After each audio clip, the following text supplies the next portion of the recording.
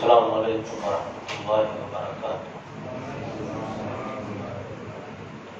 ان الحمد للہ نحمده ونستعینه ونستغفره ونعوذ باللہ من شرور انفسنا ومن سیئات اعمالنا، من يهده الله فلا مضل له ومن يضلل فلا هادي له، وأشهد أن لا إله إلا الله وحده لا شريك له، وأشهد أن محمدا عبده ورسوله۔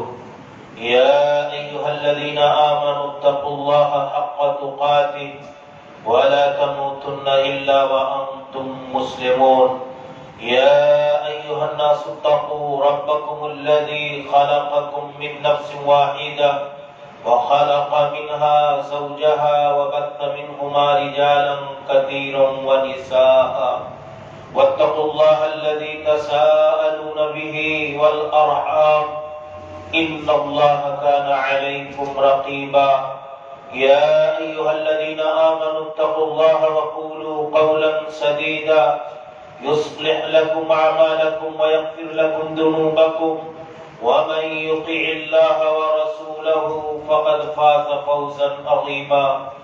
أما بعد فإن خير الحديث كتاب الله، وخير الهدي هدي محمد صلى الله عليه وسلم، وشر الأمور محدثاتها، وكل محدثة بدعة، وكل بدعة ضلالة، وكل ضلالة في النار۔ أعوذ بالله السميع العليم من الشيطان الرجيم من همزه ونفخه ونفثه۔ اليوم أكملت لكم دينكم وأتممت عليكم نعمتي ورضيت لكم الإسلام دينا۔ وقال تعالى: وما آتاكم الرسول فخذوه وما نهاكم عنه فانتهوا۔ وقال نبينا وإمامنا ورسولنا وقدوتنا محمد بن عبد الله صلوات الله وسلامه عليه، كما قالت أم المؤمنين عائشة رضي الله تعالى عنها: من أحدث في أمرنا هذا ما ليس منه فهو رد۔ وقال رسول الله صلى الله عليه وسلم: من عمل عملا ليس عليه أمرنا فهو رد۔ سبحانك لا علم لنا إلا ما علمتنا إنك أنت العليم الحكيم۔ رب اشرح لي صدري ويسر لي أمري واحلل عقدة من لساني يفقهوا قولي۔ قابل احترام معزز و محترم بزرگوں، اسلامی بھائیوں، نوجوان ساتھیوں، عزیز بچوں، یہ اللہ رب العالمین کا بڑا فضل اور بہت بڑا احسان ہے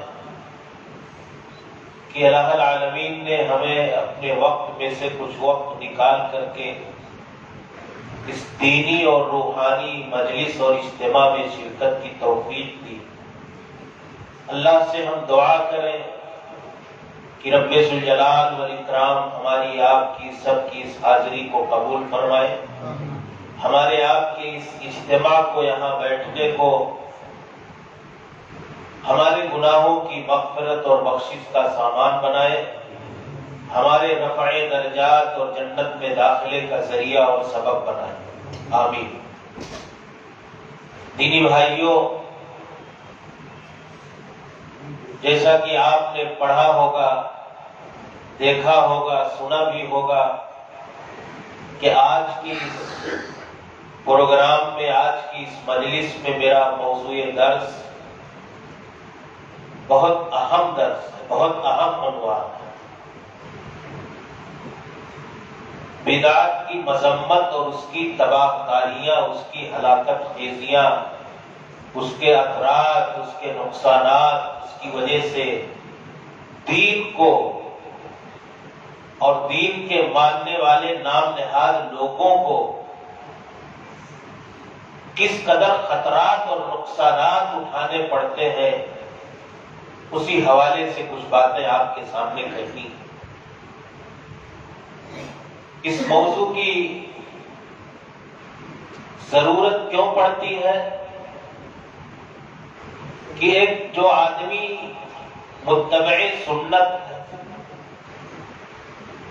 جو آدمی رسول اکرم صلی اللہ علیہ وسلم کے طریقوں سنت اور آپ کی شریعت اور سیرت کا پیروکار اور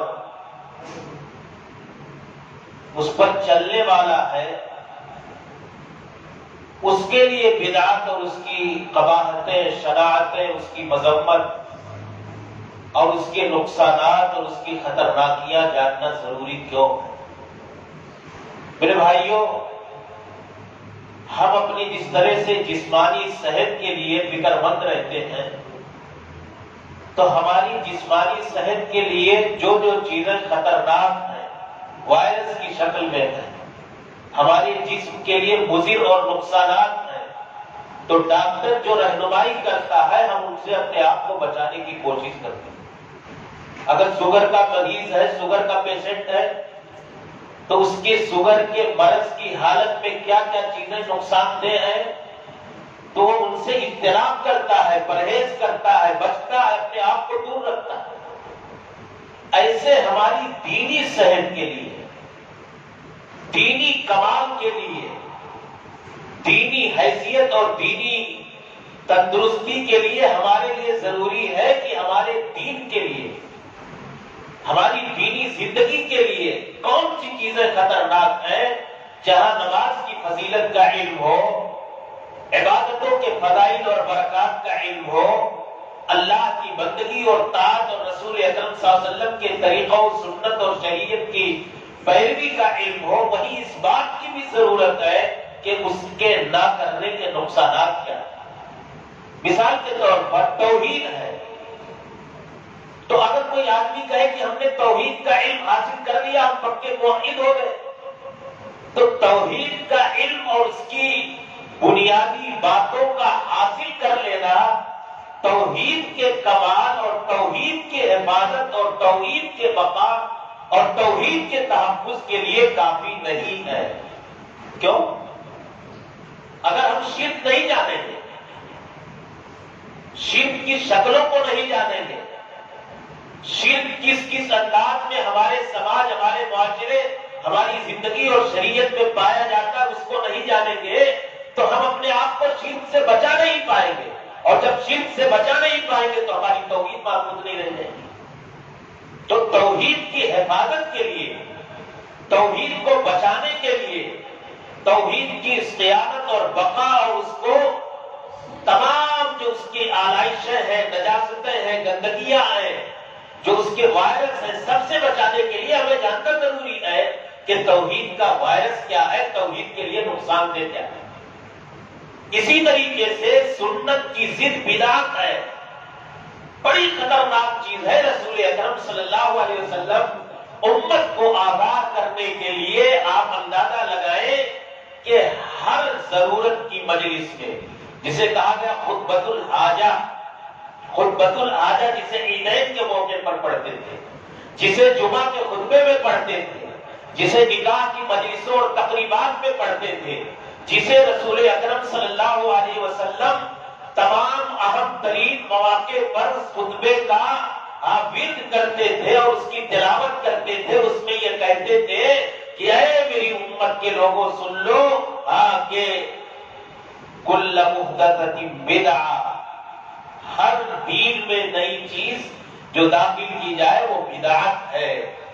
آپ اندازہ لگائیں کہ کتنی اہم ترین چیز تھی، کتنی بنیادی وارننگ تھی اللہ کے نبی صلی اللہ علیہ وسلم سے، اور دین اور شریعت کے لیے یہ کتنی خطرناک چیز ہے کہ رسول اکرم صلی اللہ علیہ وسلم ہر اہم ترین موقع پر امت اسلامیہ کو، امت محمد کو، اپنی امت کو اس بات کی تلقین کرتے ہیں کہ کل محدثۃ بدعہ وکل بدعۃ ضلالہ وکل ضلالۃ فی النار، کہ ہر نئی چیز گڑی ہوئی دین کے اندر جسے داخل کیا جائے وہ کیا ہے؟ بدعت ہے۔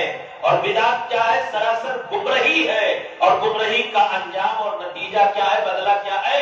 کہ اسے جہنم میں ڈھکیل دیا جائے۔ تو میرے بھائیوں، حضرت حذیفہ بن الیمان رضی اللہ تعالیٰ عنہ تھے، صحابی رسول تھے، رازدار رسول تھے، کہتے ہیں دوسرے لوگ نیکیوں کے بارے میں اللہ کے نبی سے پوچھتے تھے، دوسرے لوگ خیر اور بھلائی اور اچھائی کے کاموں کے بارے میں سوال کرتے تھے، میں رسول اکرم صلی اللہ علیہ وسلم سے فتنوں اور گناہوں کے بارے میں پوچھتا تھا تاکہ لوگ ان گناہوں سے اپنے آپ کو بچا سکیں۔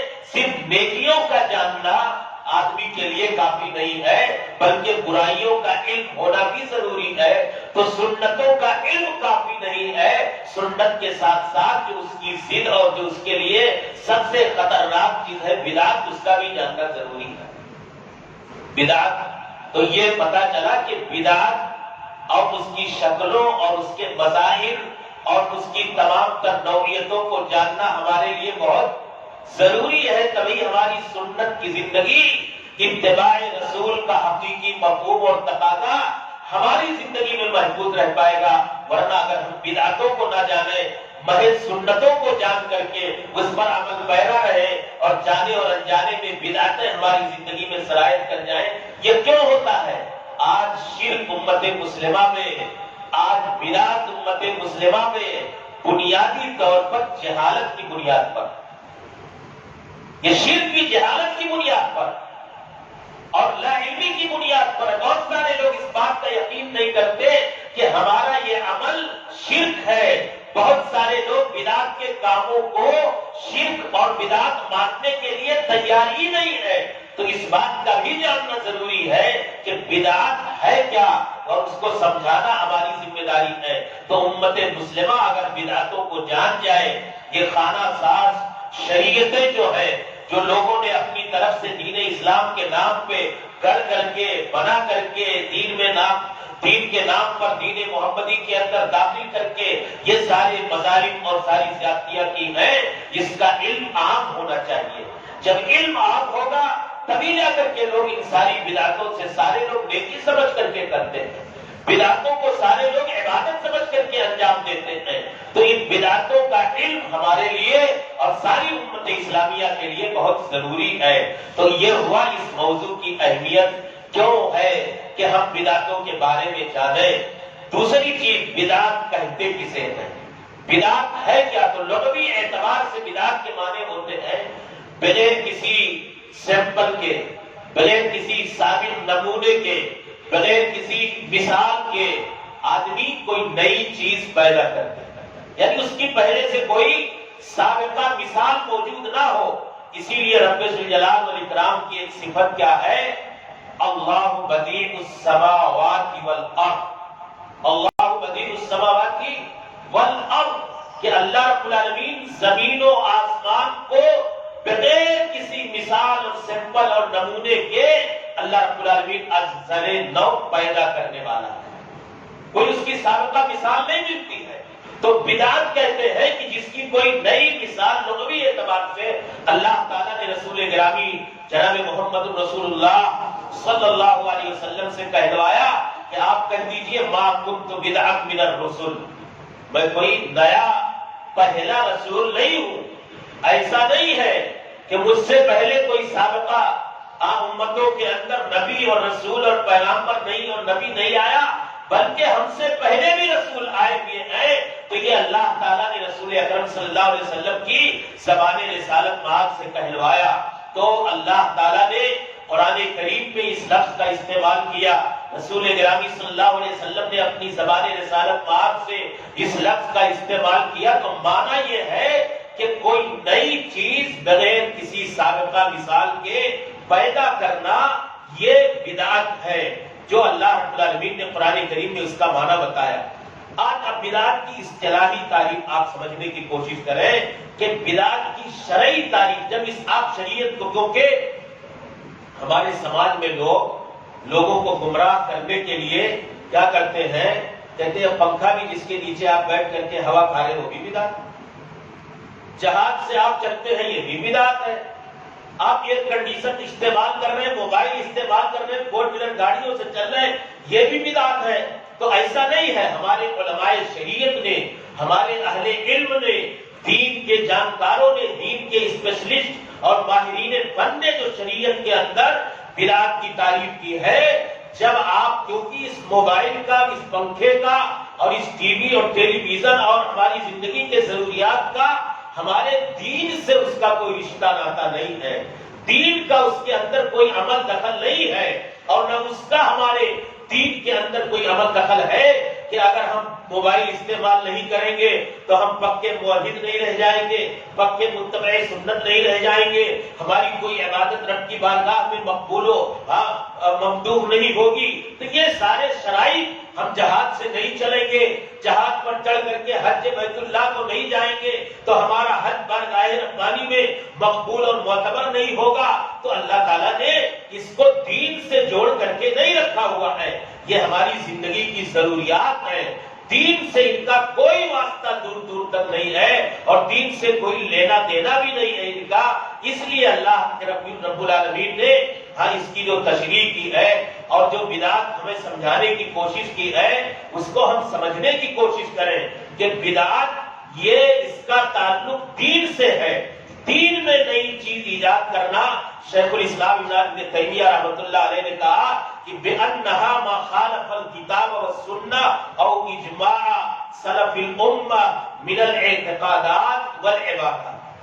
شیخ الاسلام ابن تیمیہ رحمۃ اللہ علیہ بدعت کی تعریف کرتے ہیں کہ جو اللہ کی کتاب، رسول اکرم صلی اللہ علیہ وسلم کی سنت اور سلف صالحین کے جو ہمارے علماء ہیں، سلف صالحین کے اجماع کے مخالف ہو، شریعت کے اندر ان لوگوں نے قرآن کریم اس کی تردید کر رہا ہو، رسول اکرم صلی اللہ علیہ وسلم کی سنتیں اسے مقبول ہونے کے لیے کوئی راستہ نہ دے رہی ہو، اور ہمارے سلف صالحین کی شریعت کے اجماع کے خلاف ہو، عبادات سے متعلق ہو یا عقیدے سے متعلق ہو، تو یہ ساری چیزیں شریعت کے اندر یہ بدعت کے زمرے میں آتی ہے، اور اس کا حکم وہی ہے جو رسول اکرم صلی اللہ علیہ وسلم نے بیان فرمایا، کل بدعت ضلالہ، ہر بدعت گمراہی ہے۔ اب امام شاطبی رحمۃ اللہ علیہ جو عقیدے کے بہت بڑے عالم ہیں، انہوں نے کتاب لکھی ہے الاعتصام۔ اس کتاب کے اندر امام شاطبی رحمۃ اللہ علیہ نے لکھا کہ یہ طریقۃ مخترعۃ فی الدین تضاہی الشرعیہ یقصد بالسلوک علیہا المبالغۃ فی التعبد للہ۔ اس تشریح کو سمجھنے کی کوشش کیجیے، تب آپ جا کر کے یہ جو حوالے دیتے ہیں کہ یہ جہاز، یہ ٹرین، یہ موبائل، یہ پنکھے، یہ ساری چیزیں بدعت ہیں، جب آپ اس تشریح کو سمجھ لیں گے تو آپ کے لیے معاملہ واضح ہو جائے گا۔ امام شاطبی رحمۃ اللہ علیہ کہہ رہے ہیں ہی طریقۃ مخترعہ فی الدین، دین کے اندر کوئی نئی چیز، گڑھی ہوئی چیز کا کوئی طریقہ لا کر کے داخل کیا جائے اور پھر کہہ رہے یقصد بالسلوک علیہا، اس کو اپنانے کا، اس بدعت کو اختیار کرنے کا، اس بدعت پر چلنے کا، اس بدعت کے راستے کو اپنانے کا مقصد یہ ہو التعبد للہ، المبالغۃ فی التعبد للہ، اللہ کی عبادت میں مبالغے سے کام لینا۔ تو جہاز پر چڑھنا کوئی عبادت سمجھتا ہے، ٹرین میں سوار ہونا کوئی عبادت سمجھتا ہے، پنکھے کا استعمال کرنا، اس مائک کا استعمال کرنا کوئی عبادت کے طور پہ انجام دیتا ہے؟ تو کہا نہیں، آپ شریعت کی اس اصطلاحی مفہوم کو سمجھنے کی کوشش کیجیے کہ کہتے ہیں کہ ایسا طریقہ دین کے اندر جس طریقے کو اپنانے کا مقصد اللہ کی عبادت ہو، جس طریقے کو اپنانے کا مقصد کیا ہو؟ اللہ کی عبادت ہو، اللہ کی قربت اور بندگی مراد ہو، وہ چیز دین کے اندر بدعت ہے۔ غیر دینی چیزوں کا استعمال یہ شریعت کے اندر بدعت کے زمرے میں نہیں آتا ہے۔ العبادۃ التی لم یشرعها اللہ سبحانہ وتعالی، ایسی عبادت جسے نہ تو اللہ کے رسول نے مشروع قرار دیا ہو اور نہ اللہ رب العالمین نے ہمارے اور آپ کے لیے مشروع قرار دیا ہو، یہ ساری چیزیں میرے بھائیوں دین کے اندر، بدعت کے اندر داخل ہیں۔ تو آپ سمجھ گئے ہوں گے کہ یہ جو ہمارے بھائی لوگوں کو گمراہ کرتے ہیں کہ یہ ساری چیزیں بھی دین کے اندر، آدمی عید میلاد النبی کیوں مناتا ہے؟ کیوں مناتا ہے؟ محبت رسول کے دعوے کے طور پر، عشق رسول کا نعرہ لگاتے ہوئے، اور اس میں جو واہیات، خرافات، رسومات اور بکواس اور غیر شرعی، غیر دینی، غیر عقلی، غیر فکری عوامل انجام دیتا ہے، مقصد اس کا یہ ہوتا ہے کہ میرے آقا، میرے رسول، میرے پیغمبر رسول اکرم خوش ہو جائیں گے، اللہ تعالیٰ مجھے جنت کا راستہ دے دے گا، مجھے عشق رسالت کی سند اور اس کا سرٹیفکیٹ حاصل ہو جائے گا۔ تو یہ مقصد اصل میں ہوتا ہے دین کے زمرے سے، دین کے نظریے سے، دین کے زاویے سے آدمی انجام دیتا ہے، تو اس لیے آدمی اسے دین کے طور پر انجام دے رہا ہے۔ اب ہم اگر دین کے اندر کوئی نئی چیز ایجاد کرتے ہیں تو ہمارے لیے اللہ دین کے اندر نئی چیز ایجاد کی کوئی گنجائش نہیں ہے، کوئی اس کا وجود نہیں ہے۔ ہمارے لیے کسی نیک عمل کے لیے اللہ کی کتاب کی کوئی دلیل ہونی چاہیے، ہمارے لیے رسول اکرم صلی اللہ علیہ وسلم کی پیاری سنت کی کوئی حدیث اور دلیل ہونی چاہیے، ہمارے لیے صحابہ کرام اور سلف صالحین کے اجتہاد کا کوئی اجتماعی اور اجماعی فیصلہ ہونا چاہیے کہ یہ شریعت کا حکم ہے۔ اس لیے اور دوسری چیزوں کے اندر ان دین کے نام پر تیسری چیزوں کو داخل کرنا میرے بھائیوں یہ قطعاً درست اور روا نہیں ہے۔ اللہ تعالیٰ کے دین میں نئی چیز کی کوئی گنجائش نہیں ہے۔ اللہ تعالیٰ نے قرآن کریم میں بیان کر دیا، کہا کہ اے لوگو اتبعوا ما انزل الیکم من ربکم ولا تتبعوا من دونه اولیاء قلیلا ما تذکرون، کہ جو اللہ کی شریعت ربانی، جو رحمانی نظام انسانیت تمہارے لیے اللہ جل شانہ کی طرف سے نازل ہوا ہے، اسی کی پیروی کرو، اسی کا اتباع کرو، اسی راستے کو اختیار کرو اور اپناؤ، دوسرے راستوں پر چلنے کی کوشش نہ کرو۔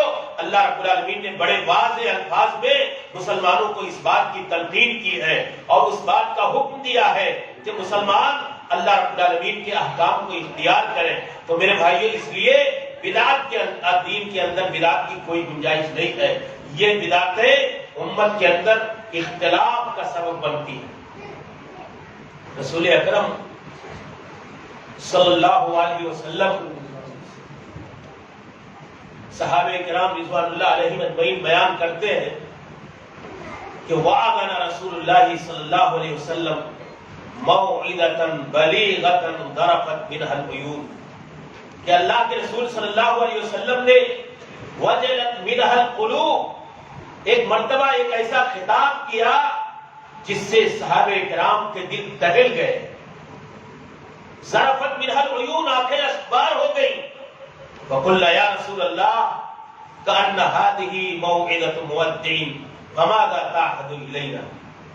یہ رسول گرامی صلی اللہ علیہ وسلم ایسا محسوس ہو رہا ہے ہم سب کو، ایسا لگ رہا ہے کہ یہ آپ کا الوداعی خطاب ہے، یہ آپ کی آخری نصیحت ہے، یہ آپ کا آخری پیغام ہے ہم سب کے لیے. فماذا تعهد إلینا، آپ ہمیں کون سی چیز کی تلقین کریں گے، کیا معاہدہ لیں گے ہم سے، کیا بنیادی بات کی طرف رہنمائی کریں گے؟ رسول اکرم صلی اللہ علیہ وسلم نے فرمایا اوصیکم بالسمع والطاعہ، میں تمہیں اپنے امیر کی، اپنے حاکم کی، اپنے قائد اور رہنما کی سمع و طاعت کی پیروی کا حکم دے رہا ہوں. یہ بنیادی تلقین کی رسول اکرم صلی اللہ علیہ وسلم کہ میں کیا کر رہا ہوں؟ اوصیکم بالسمع والطاعہ، اپنے حاکم وقت کی، اپنے امیر کی تم بات کو سننا، اس کی اطاعت کرنا. فإنه من يعش منكم بعدي فسيرى اختلافا كثيرا، ہمارے بعد تم دیکھو گے کہ بہت سارا اختلاف رونما ہوگا، بہت سارے فسادات ہوں گے، فرقہ بندیاں ہوں گی، گروہ بندیاں ہوں گی، جماعتی انتشار ہوگا. یہ ساری چیزیں تم ہمارے بعد دیکھو گے. یہ ہوگا، یہ بدعت کی بنیاد پر ہوگا، سنتوں سے دوری کی بنیاد پر ہوگا، توحید سے انحراف اور روگردانی کی بنیاد پر ہوگا. تو اللہ کے نبی نے کہا جب اختلافات بڑھنے لگیں گے تو فعلیکم بسنتی وسنت الخلفاء الراشدین المہدیین من بعدی، میرے بعد جب اختلافات دیکھنا تو میرے طریقے کو، میری سنت کو اور میرے خلفاء راشدین کے طریقے اور سنت کو اختیار کرنا، یہی تمہارے انتشار کے خاتمے کا سبب ہوگا. بدعتوں کے قریب نہیں جانا، کسی اور غیر راستے پر نہ جانا، کیونکہ رسول اکرم صلی اللہ علیہ وسلم کا راستہ چھوڑنے کے بعد انسان ہدایت کے راستے کے بجائے ضلالت کے راستے پر چلا جاتا ہے، صراط مستقیم سے بھٹک جاتا ہے. پگڈنڈیوں اور اسی طریقے سے چھوٹی چھوٹی راہوں کا انتخاب یہ شاہراہ سنت اور شاہراہ نجات اور شاہراہ جنت اور شاہراہ ہدایت اور شاہراہ فلاح و صلاح کو چھوڑنا ہے. رسول اکرم صلی اللہ علیہ وسلم نے کہا، قرآن کریم میں اللہ رب العالمین نے کہلوایا آپ سے کہ آپ اعلان کیجئے ان ھذا صراطی مستقیما فاتبعوہ ولا تتبعوا السبل فتفرق بکم عن سبیلی، کہ اے لوگوں یہ رسول اکرم صلی اللہ علیہ وسلم کا لایا ہوا دین، یہ رسول اکرم صلی اللہ علیہ وسلم کی لائی ہوئی شریعت، یہ رسول اکرم صلی اللہ علیہ وسلم پر نازل کردہ ربانی اور رحمانی احکام و ہدایات، یہی صراط مستقیم ہے. اللہ کے نبی کس کی طرف دعوت دیتے تھے؟ آپ لوگوں کو صراط مستقیم کی دعوت دیتے تھے، اور اللہ نے کہا کہ آپ صراط مستقیم پر ہیں، اور اللہ کے نبی کا طریقہ ہی صراط مستقیم کا طریقہ ہے. تو اللہ کے نبی نے کہا وَلَا تَتَّبِعُوا السُّبُلَ، پگڈنڈیوں پر نہ جاؤ، گمراہی کے راستوں پر نہ جاؤ، بھٹکنے والی شاہراہوں کا انتخاب مت کرو، سنت کے ہائی وے پر تم گامزن رہو، توحید کی شاہراہ پر گامزن رہو، تم کامیاب ہو جاؤ گے، اور یہی صراط مستقیم ہے، یہی اللہ کے نبی کا راستہ. تو اللہ کے نبی نے کہا جب اختلافات دیکھنا تو کیا کرنا؟ علیکم بسنتی، میری سنت کو لازم پکڑ کر کے رکھنا، میرے خلفائے راشدین کی سنت کو لازم پکڑ کر کے رکھنا. تمسکوا بہا، بڑی مضبوطی سے جمے رہنا. عضوا علیہا بالنواجذ، جیسے آدمی دانت سے کسی چیز کو پکڑ کر کے رکھ لیتا ہے، بالکل سختی کے ساتھ اس کو اپنے قابو اور کنٹرول میں رکھتا ہے، ایسے تم سنت نبی کو، سنت رسول کو، اسوہ رسول کو، طریقہ رسول کو پکڑ کر کے رکھنا. اور پھر کہا وَإِيَّاكُمْ وَمُحْدَثَاتِ الْأُمُورِ، وَإِيَّاكُمْ وَمُحْدَثَاتِ الْأُمُورِ، دین کے اندر نئی چیزوں کے ایجاد کرنے سے تم بچنا. کیوں؟ فَإِنَّ كُلَّ بِدْعَةٍ ضَلَالَةٍ، ہر بدعت گمراہی ہے، بدعت گمراہی ہے، بدعت گمراہی ہے، ضلالت ہے. اور ضلالت کا انجام کیا ہے؟ جہنم. یہ بدعت کی سزا، یہ بدعت کی قباحت ہے، یہ بدعت کی مذمت ہے. اور بدعت کے ذریعے سے امتوں کے اندر اللہ کے نبی نے کہا اگر اختلافات ختم کرنا چاہتے ہو تو میری سنت پکڑ لینا، اختلافات میں جانا چاہتے ہو تو الگ الگ خود ساختہ، خود کی بنائی ہوئی من گڑھت خانہ ساز شریعتوں کے اندر تم جا کر کے داخل ہو جانا۔ ہر آدمی کی اپنی اپنی ایک شریعت ہوگی، ہر آدمی کا اپنا اپنا ایک نظام زندگی ہوگا، ہر آدمی کا اپنا اپنا ایک اسوہ اور طریقہ ہوگا، تو تم الگ الگ طریقوں کو، الگ الگ خانہ ساز شریعتوں کو اختیار کرو گے تو تم ضلالت اور گمراہی کے راستوں پہ چلے جاؤ گے۔ اللہ کے نبی کا اختلاف ہوگا امت کے اندر، فرقہ بندی ہوگی امت کے اندر، جماعتی طور پر لوگ الگ الگ گروہوں میں، الگ الگ گروپوں میں، الگ الگ حصوں میں تقسیم ہوتے چلے جائیں گے، تو یہ بدعت کا خطرناک انجام ہے۔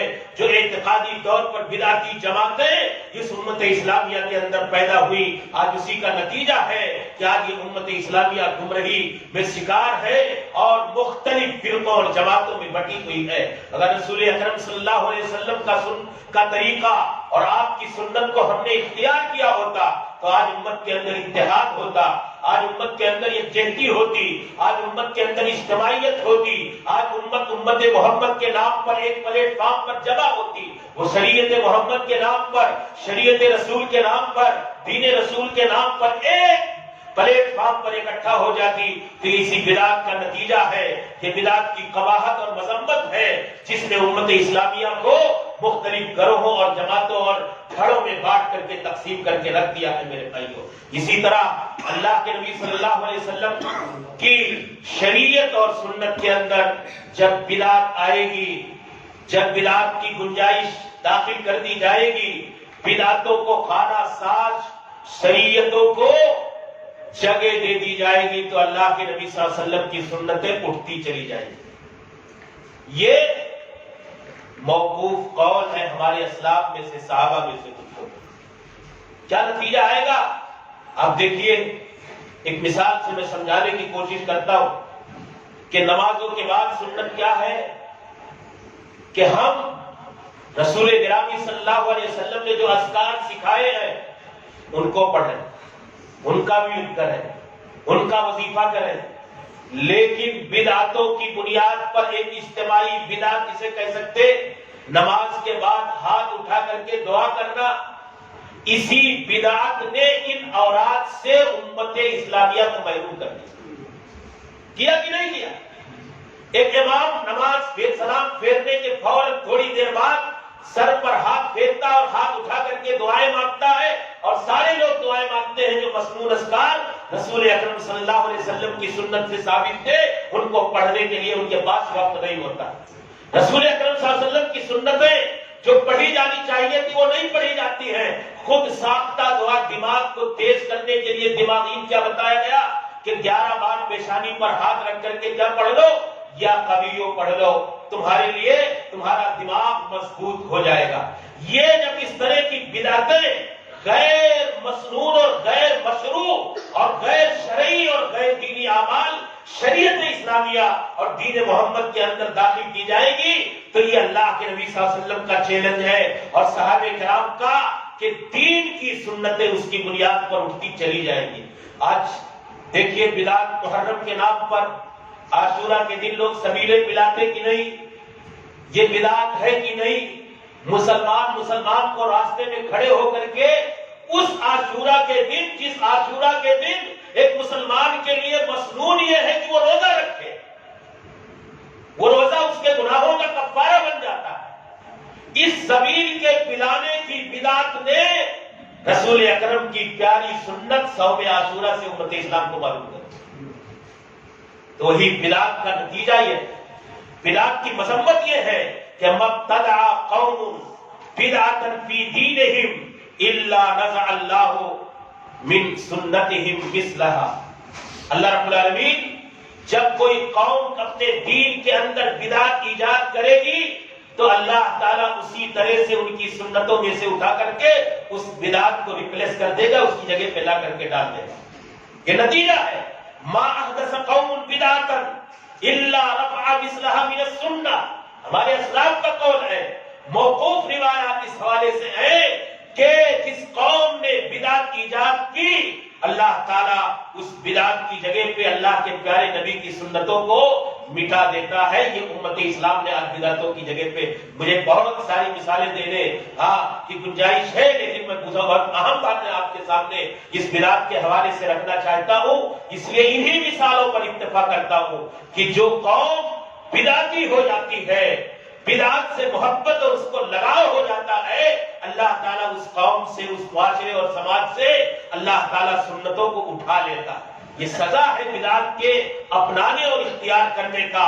اور تیسری سب سے خطرناک چیز میرے بھائیوں، اللہ کے نبی صلی اللہ علیہ وسلم نے حجۃ الوداع کے موقع پر امت اسلام کو، صحابہ کرام کی پوری جماعت کو مخاطب کر کے یہ کہا تھا کہ الا هل بلغت، اے میرے صحابہ کیا ہم نے، نبی کائنات صلی اللہ علیہ وسلم نے اعلان فرمایا کہ اے میرے صحابہ کی جماعت، کیا میں نے امانت و دیانت و صداقت کے ساتھ اللہ کے دین کو تم تک پہنچا دیا؟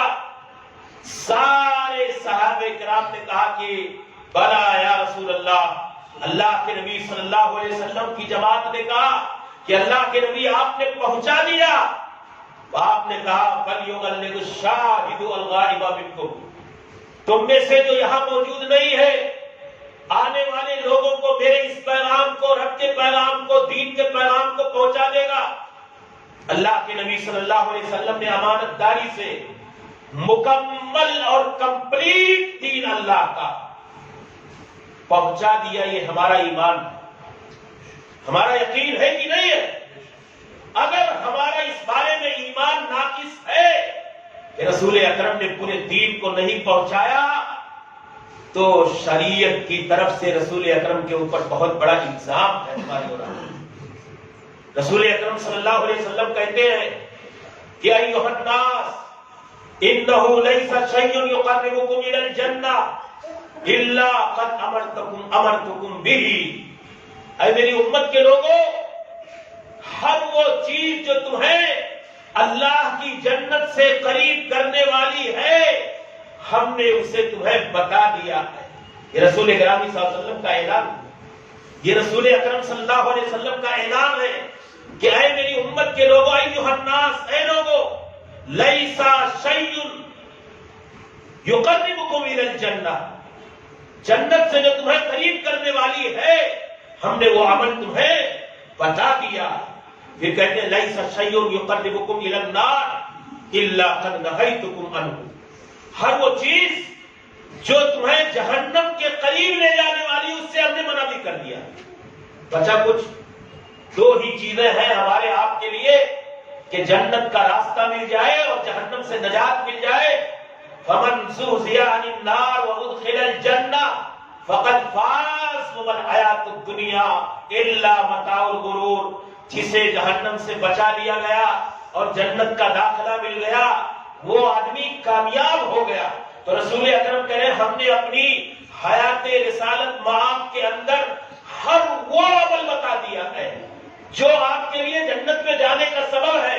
اس نقطے کو دماغ میں رکھیے گا، ابھی میں نے ایک بات اس حوالے سے سمجھاؤں گا۔ پھر کہا ہر وہ عمل بتا دیا ہے کہ جو آپ کو جہنم میں لے جانے والی ہے۔ پھر بچتا ہے کچھ، کسی اور چیز کو تلاشنے کی ضرورت ہے، کسی اور نئی چیز کو داخل کرنے کی ضرورت ہے۔ ہم رسول اکرم کے بتائے ہوئے جنت کے تمام راستوں کو ہی نہیں اختیار کر پاتے، نہیں عمل کر پاتے ہیں، نہیں اپنا پاتے ہیں، اپنے طور پر نئے جنت کے راستوں کو بنانے کی کیا ضرورت ہے؟ سوچنے کی بات ہے کہ نہیں؟ تو یہ بدعتی جو ہوتا ہے وہ بہت بڑا گستاخ رسول ہے، اس بات کو نوٹ کریں۔ بدعتی سب سے بڑا گستاخ رسول اکرم صلی اللہ علیہ وسلم کا۔ کیوں؟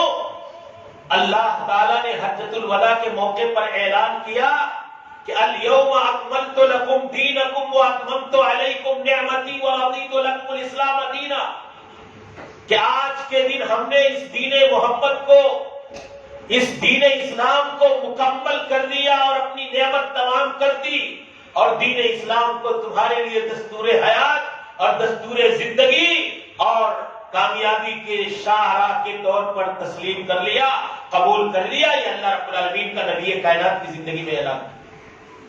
جب اللہ کے نبی کی حیات مطہرہ اور حیات طیبہ کے اندر یہ دین اسلام کامل ہو گیا، مکمل ہو گیا، کمپلیٹ ہو گیا، تو اب اس میں نئی چیز کو داخل کر کے اس دین اسلام کی کمی اور نقص کا الزام لگانا کتنی بڑی گستاخی ہے، اللہ پر گستاخی ہے۔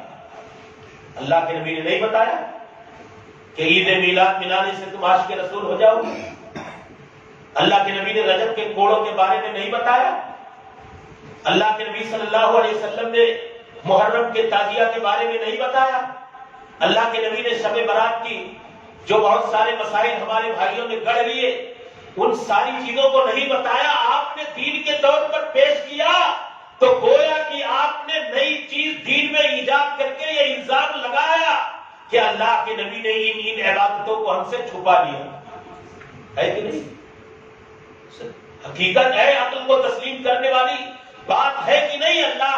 اسی لیے امام مالک رحمۃ اللہ علیہ کا ایک قول امام شاطبی رحمۃ اللہ علیہ نے الاعتصام اپنی کتاب کے اندر ذکر کیا، کہا من ابتدع فی الاسلام بدعۃ حسنۃ یراھا حسنہ فقد زعم ان محمدا خان الرسالہ لأن اللہ تعالی یقول اليوم اکملت لکم دینکم واتممت علیکم نعمتی ورضیت لکم الاسلام دینا۔ اللہ امام مالک رحمۃ اللہ علیہ فرماتے ہیں کہ جس نے بدعۃ حسنہ من ابتدع فی الاسلام بدعۃ حسنہ نئی چیز دین اسلام کے اندر داخل کی، یراھا حسنہ نیکی سمجھ کر کے، بھلائی سمجھ کر کے، اچھائی سمجھ کر کے، میں آگے اس کے حوالے سے دلائل دوں گا کہ بدعت حسنہ اور بدعت سیئہ کی کوئی تقسیم نہیں ہے شریعت اسلام میں، کسی بدعت کی کوئی گنجائش نہیں۔ اتھارٹی اور شریعت کے پاور رسول اکرم صلی اللہ علیہ وسلم کی ذات گرامی ہے۔ آپ کی حیات مطہرہ کے اندر دین اسلام کمپلیٹ اور کامل ہو گیا۔ دین اسلام کے اندر اس بات کی گنجائش موجود نہیں ہے کہ کوئی نئی چیز عبادت کے نام پر، ریاضت کے نام پر، اللہ کی بندگی کے نام پر، اللہ کی قربت کے نام پر، محبت رسول کے نام پر، محبت صحابہ کے نام پر دین اسلام کے اندر داخل کی جائے۔ اللہ کی طرف سے اس کی کوئی گنجائش شریعت کے اندر نہیں۔ تو اللہ امام مالک کہتے ہیں کہ یراھا حسنہ اچھا سمجھ کر کے انجام دے رہا ہے، فقد زعم ان محمد خان الرسالہ، تو وہ بدعت حسنہ اسلام کے اندر داخل کرنے والا اس بات کا وہم و گمان اور اس بات کی برائی انسانیت کے اندر پھیلا رہا ہے کہ رسول اکرم نے دین اسلام کو پہنچانے میں خیانت سے کر دیا۔ نعوذ باللہ، وہ یہ اعلان کر رہا ہے کہ رسول اکرم نے ان عبادتوں کو نہیں بتایا، ہمیں جو جنت سے قریب کرنے والے ہیں، یہ اس کا الزام ہے کہ نہیں؟ بدعتی گستاخ رسول ہے کہ نہیں؟ سنت کا شیدائی اور پیروکار یہی رسول اکرم کا سچا فدائی اور پیروکار ہے۔ بدعتوں کے راستے پر چلنے والے یہ گستاخ رسول ہے، رسول اکرم پر الزام لگا۔ اللہ تعالیٰ نے اعلان کر دیا کہ بدعت حسنہ کی کوئی گنجائش نہیں، اور بدعت ایک اور مذمت یہ ہے کہ میرے بھائیوں، بدعتی بدعت کو کیا سمجھ کر کے انجام دیتا؟ نیکی سمجھ کر۔ اسی لیے علماء نے، حضرت سفیان ثوری رحمۃ اللہ علیہ نے کہا کہ البدعۃ احب الی ابلیس من المعصیہ لأن البدعۃ لا یتاب عنها وان المعصیۃ یتاب عنها۔ بدعت ابلیس کو گناہ سے زیادہ پسندیدہ ہے۔ کیوں؟ اس لیے کہ بدعتی بدعت کو نیکی سمجھ کر کے انجام دیتا ہے، اور نیکی کرنے والا نیکی سے توبہ کرے گا۔ گناہ کرنے والا کبھی اپنے گناہ پر نادم و شرمندہ ہو گیا تو اپنے گناہ سے تائب ہو جائے گا، اللہ کی بارگاہ میں جا کر کے رو لے گا، اس کے گناہ مٹا دیے جائیں گے۔ لیکن بدعتی تو کبھی توبہ نہیں کرے گا۔ نہ عید میلاد کا جھنڈا اٹھانے والا کبھی مانے گا کہ میں جاؤں تو اللہ سے توبہ کر لو کہ اللہ یہ جھنڈا میں نے غلطی میں اٹھایا تھا، ہاں اگر مان گیا کہ بدعت میں نے کیا ہے تو، ورنہ تو خوش ہے کہ میں نے حسین کے نام پر سبیلیں پلائی۔ میں نے اس کے رسول کے نام پہ نعرے لگائے ہیں، میں نے اس کے رسول کے نام پر ہرا جھنڈا اور ہری پگڑی باندھی ہے، تو ابلیس بڑا مگن رہتا ہے، کیا کہتا ہے یہ بہت بڑھیا کر رہا ہے، کیوں یہ تو توبہ کرے گا نہیں، وہ گناہ کر رہا ہے اور بڑا گناہ کر رہا ہے۔ تو البدعۃ احب الی ابلیس من المعصیہ، بدعت ابلیس کو گناہ سے زیادہ پسندیدہ ہے، کیوں؟ اس لیے کہ بدعت کرنے والا بدعتی بدعت سے توبہ نہیں کرتا، اور گناہ کرنے والا معصیت اور گناہ سے کبھی نہ کبھی اللہ کی بارگاہ میں توبہ کر سکتا ہے۔ تو یہ بدعت ابلیس کو بڑا پسندیدہ ہے، بہت ہی محبوب عمل ہے۔ اسی طریقے سے اللہ کے نبی صلی اللہ علیہ وسلم نے کہا کہ قرآن کریم میں بھی اللہ رب العالمین نے فرمایا ہے نا، قل هل ننبئكم بالاخسرین اعمالا الذین ضل سعیهم فی الحیاۃ الدنیا وهم یحسبون انهم یحسنون صنعا، کیا ہم ان لوگوں کو تمہیں نہ بتلا دیں جو عمل تو کرتے ہیں لیکن بڑے خسارے اور گھاٹے اور نقصان والے لوگ، بہت نقصان میں، کتنی محنت کرتے ہیں، شب قدر کہاں کہاں دوڑ بھاگ لگاتے ہیں، حلوہ بناتے ہیں اور کھلاتے ہیں، مولوی صاحب فاتحہ 12 ربیع الاول میں، عاشورہ کے دن میں، اور دنیا کے 72 تیوہار انہوں نے اپنے بنا رکھے۔ کھانا ساز شریعت جو ہے، اس کھانا ساز شریعت کے اندر کتنے بدعتیں اور کتنے تیوہار نام بنا کر کے کھڑ کر کے امت کو پورا گمراہ کر کے رکھ دیا گیا، لیکن وہ سوچتے ہیں کہ ہم غلط کر رہے ہیں۔ نیکی، تیوہار پہ تیوہار، فاتحہ پہ فاتحہ، دعوت پہ دعوت، دیگوں پہ دیگ چڑھائی جا رہی ہے۔ اللہ کہتا قل هل ننبئکم بالاخسرین اعمالا، جو عمل کے اعتبار سے گھاٹا اٹھانے والے ان کے بارے میں نہ بتا دے، الذین ضل سعیہم فی الحیاۃ الدنیا، جن کی محنت، جن کی کوشش، جن کی کاوش، جن کی ساری تگ و دو اس دنیا کی زندگی میں اکارت و برباد ہو کر کے رہے۔ کون ہے وہ لوگ؟ وہم یحسبون انہم یحسنون صنعا، وہ سمجھتے ہیں کہ ہم بڑا اچھا کام کر رہے ہیں، نیکی کا کام کر رہے ہیں، لیکن اللہ کہہ رہا ہے یہ عمل کے اعتبار سے گھاٹے والے ہیں، ان کی ساری محنت اکارت و برباد ہے اسی دنیا کی زندگی میں، اور وہ اپنے آپ میں مگن ہے۔ وہ کون لوگ ہیں؟ عمل کرنے کے لیے مگن ہے۔ تو میرے بھائیوں، اسلام کے اندر بدعت کی مذمت ہے کہ بدعت کرنے والا اس کا کوئی مقبول نہیں ہوگا۔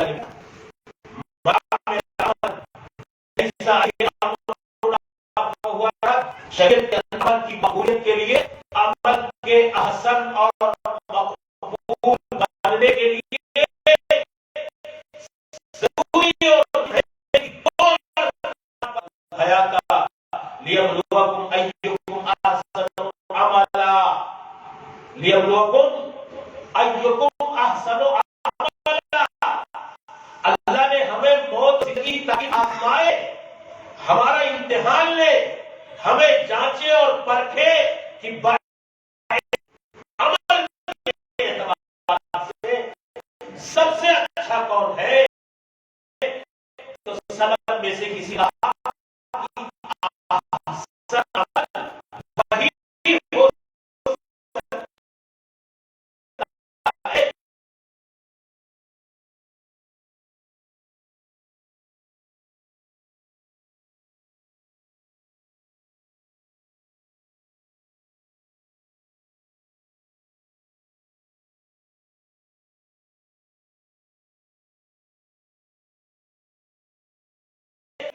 طریقہ رسول کا، مرضی اللہ کی، اللہ کی خوشنودی کے لیے اور طریقہ رسول پر عمل کیا گیا عمل رب کی بارگاہ میں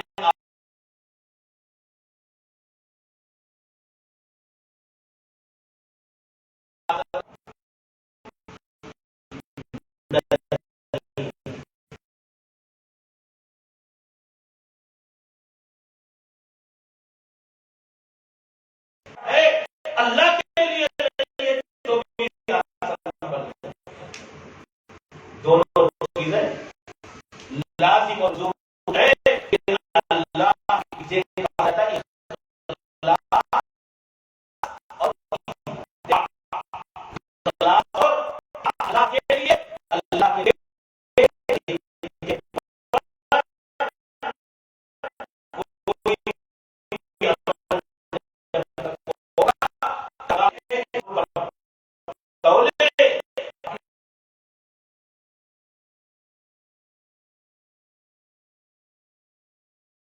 اور بڑی بنیادی روایت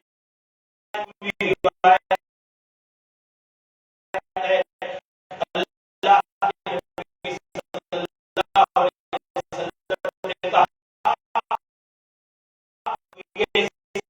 یہ عبادت کی تو یہ بندگی اور اللہ کی خوشنودی کا کام کیا نہیں ہے. آپ کے طریقے کوئی اس کی مہارت موجود نہیں ہے تو وہ عمل بندے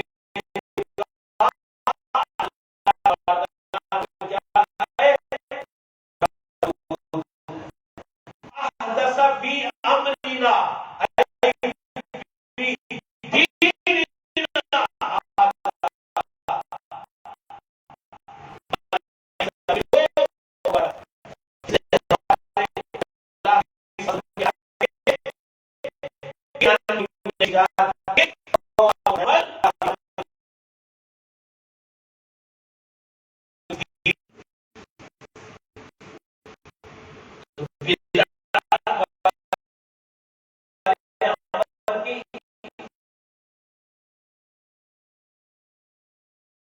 ہونا چاہیے تب جا کر کے ہمارے اعمال برباد نہیں ہوں گے. اسی طریقے سے بدعت کی توبہ اللہ تعالی میں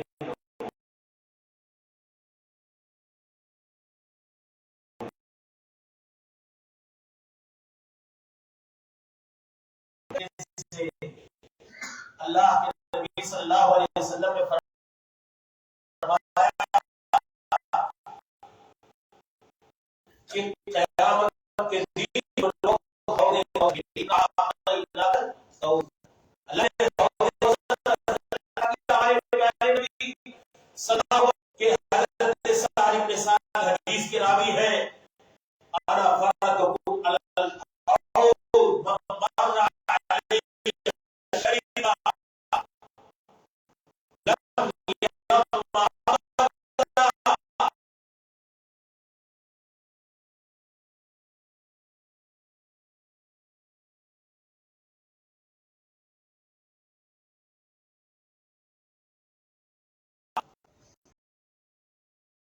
جو میرے پاس سے گزرا اس نے عہدے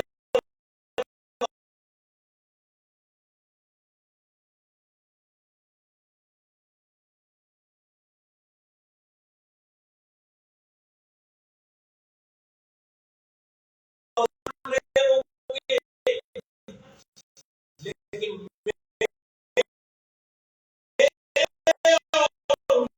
کے بیچ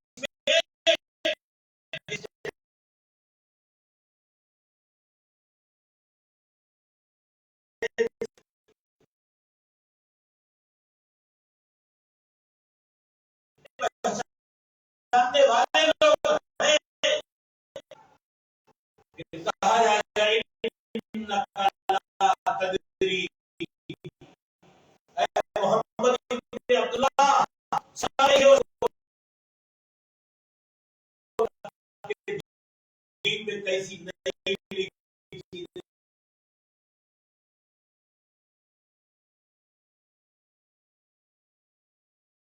اور کہا جائے گا کہ لا تدری ما